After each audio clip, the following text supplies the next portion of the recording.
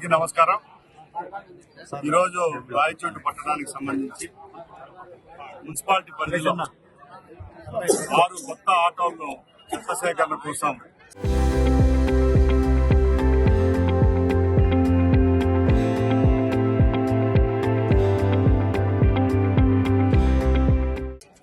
Rayachoti municipality ద్వారా సేకరించడం జరిగింది.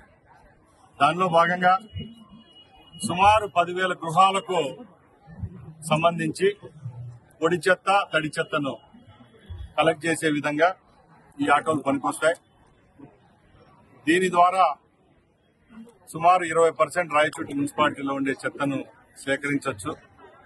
దీనికి సుమారుగా ఒక ఆటోకు రోజుకు నెలకు 60,000 చొప్పున 6 ఆటోలు కలిపి 3,60,000 రూపాయలు వ్యయమవుతుంది. దీని ద్వారా పరిశుభ్రంగా రాయచోటి పట్టణాన్ని చేసుకునేదానికి మనకు దోహదపడుతుందని తెలియజేసుకుంటున్నా. అలాగే కూటమి ప్రభుత్వం ఏర్పాటైన తర్వాత రాయచోటికి సంబంధించి ఇంకా సిఎస్ఆర్ ఫండ్స్ కూడా అడిగాము. ఇంకా దాతల ద్వారా ఒక 6 ఆటోలు సేకరించేదానికి నేను చర్యలు తీసుకుంటా. వచ్చే 2-3 నెలల్లోనే 6 ఆటోలను కూడా రాయచోటి మున్సిపాలిటీలో కలిపేదానికి సిద్ధంగా ఉన్నామని తెలియజేసుకుంటున్నా. కూటమి ప్రభుత్వం ఏర్పాటైన తర్వాత మున్సిపాలిటీ పరిధిలో పరిశుభ్రతకు ప్రిఫరెన్స్ ఇవ్వడం జరిగింది. దానిలో భాగంగానే సంబంధిత అధికారులతో అలాగే మన మున్సిపల్ శాఖ మంత్రి గారితో చర్చించడం జరిగింది. రాయచోటి పట్టణానికి సంబంధించి డ్రైనేజ్ సమస్య అలాగే సీసీ రోడ్ల నిర్మాణంను త్వరితగతిన పూర్తి చేసేదానికి అతి త్వరలో ప్రణాళికాబద్ధంగా గ్రాంట్ కూడా శాంక్షన్ చేసుకోవడం జరుగుతుందని తెలియజేసుకుంటున్నా. ముఖ్యంగా దినదినంగా రాయచోటి పట్టణం అభివృద్ధి చెందుతా ఉంది.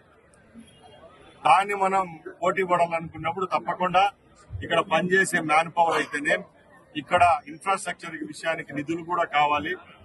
ప్రభుత్వం ద్వారా తెచ్చేదానికి మా వంతుగా మేము కృషి చేస్తున్నాం. అలాగే రేపు రాబోయే మున్సిపల్ ఎన్నికల్లో కూడా మున్సిపాలిటీని కైవసం చేసుకునే విధంగానే మా నాయకులు అలాగే ఇక్కడున్న స్థానిక నాయకులు కూడా నేను అభ్యర్థన చేస్తా ఉన్నా. రాయచోటి నియోజకవర్గంలో 40% జనాభా ఓట్లు కలిగిన ప్రాంతం రాయచోటి పట్టణమే. రాయచోటి నియోజకవర్గానికి గుండెకాయ లాంటిది రాయచోటి పట్టణమే. ఏ రోజైతే రాయచోటి పట్టణానికి సంబంధించి ప్రజలకు మనం న్యాయం చేయగలిగితే ఆ రోజే మన పార్టీకి వాళ్ళు పట్టం కట్టిన దానికి ఒక దిశానిర్దేశం ఉంటుంది. కాబట్టి దయచేసి ఏ వార్డుకు సంబంధించిన నాయకులు ఆ వార్డుల్లో అక్కడున్న సిబ్బందితో మున్సిపల్ సిబ్బంది అనుకోండి అలాగే సచివాలయ సిబ్బందితో కోఆర్డినేట్ చేసుకొని అక్కడ నీటి సమస్య ఉన్నా, డ్రైనేజ్ సమస్య ఉన్నా, రోడ్ల సమస్యలున్నా మీరు వాళ్ళ దృష్టికో నా దృష్టికో తీసుకొని వచ్చినప్పుడే న్యాయం జరుగుతుంది.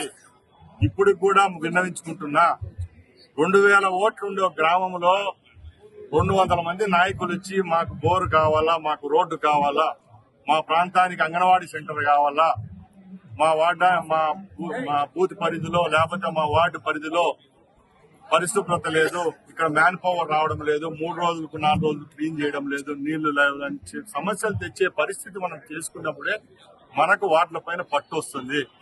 ఎవరన్నా నాయకులు ఎదగాలన్నప్పుడు ఆ ప్రాంతంలో డెవలప్ చేస్తేనే వాళ్లకు ప్రజలు కూడా హర్షిస్తారు. కాబట్టి దయచేసి 33 వార్డుల్లో పరిధిలో ఉన్న మన కార్యకర్తలంతా మీరు పని చేసినప్పుడే తప్పకుండా వార్డు కౌన్సిలర్లు కావచ్చు అక్కడే కోఆప్షన్ సభ్యులు ఇచ్చే పరిస్థితి ఉంటుంది.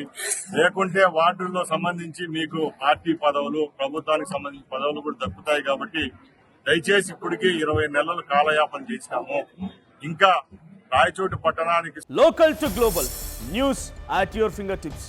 మీ చేతిలో ఒక ఆయుధం. Download R TV app. Media legend Ravi Prakash is back.